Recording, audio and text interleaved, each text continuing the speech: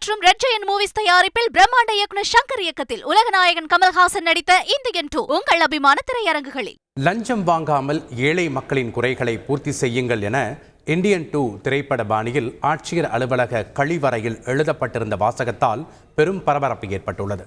விழுப்புரம் மாவட்ட ஆட்சியர் அலுவலகத்திற்கு மனு கொடுக்க வந்த நபர் யாரோ ஒருவர் ஆட்சியர் அலுவலகத்தில் உள்ள ஆண்கள் கழிவறையின் கதவுக்கு பின்னால் இந்தியன் 2 திரைப்பட பாணியில் ஒரு வாசகத்தை எழுதி வைத்து சென்றுள்ளார்.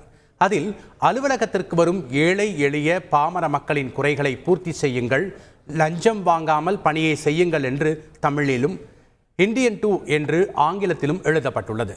மக்கள் குறை கேட்பு கூட்டத்திற்கு வந்து கோரிக்கை நிறைவேறாத யாரோ ஒருவர் ஆத்திரத்தில் இதுபோன்று செய்திருக்கலாம் என கூறப்படுகிறது.